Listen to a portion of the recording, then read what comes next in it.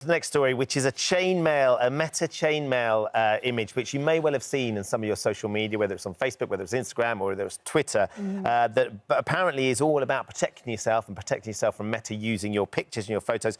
It's a load of nonsense, by all accounts. I said to Sonia when she sat down, did you post this? Because somebody I follow posted this, but it was somebody I thought, well, they would know. And I just assumed... That's the point at which I took it as a compliment. Instead But you hadn't, because when you look at it, you think, well, that seems pretty reasonable. That seems like an interesting thing to do. And actually, it wouldn't be hard for me to repost it. Well, I think one of the reasons why this has taken off in the way that it has is a lot of people would read that and think, there probably isn't anything to this. It's probably made up. But it's so low. Just in case. It's so low effort to repost it. So people repost it even though they think it's probably rubbish. But if there could be a kernel of truth in it. So I think that's why it's taken off. We can talk to Will Guyatt, who's a tech expert, to try and understand the essence of what this is. Hi, Will. Thank you for joining us this morning. So, look, do you know the origins of this? And actually, is there any concern about whether we repost it or get involved with it, or is it just a little bit of frivolous online nonsense? Before I start, I've actually had inquiries from colleagues of Nick and mine at LBC and ITV presenters too, as to whether this is real.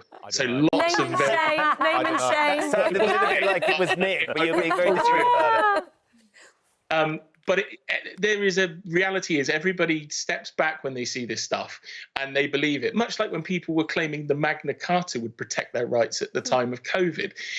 It's written in terrible legalese, but what this does do is capture the concerns of people because they're hearing that all these companies are going to use their content to train their AI models. And if you don't know what that means, that essentially means anything you've publicly posted to pretty much any platform, LinkedIn, Facebook, any platform, will be used by these companies to make their artificial intelligence products better.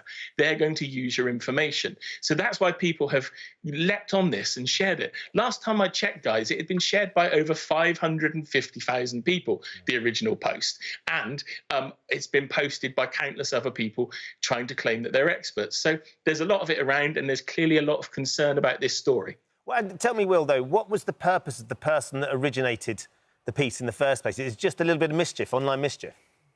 I think it's somebody trying to get a bit of cred, get their content covered. It's not very different to posts that first appeared in 2005, suggesting that Facebook was going to start charging for its service and that you had to make a post in order to opt out of that. Perhaps the biggest challenge with this, though, is it's actually blooming hard to opt out of what Meta have put in place. You have to use a laptop or a desktop computer, and then you have to log in via a browser, not the app that you normally use. And then you go to the privacy center and then you click on opt out. And importantly, they decide whether or not you can opt out. There is not a simple on-off switch here. And in the EU, there are rules that are protecting people from having their data used without their permission.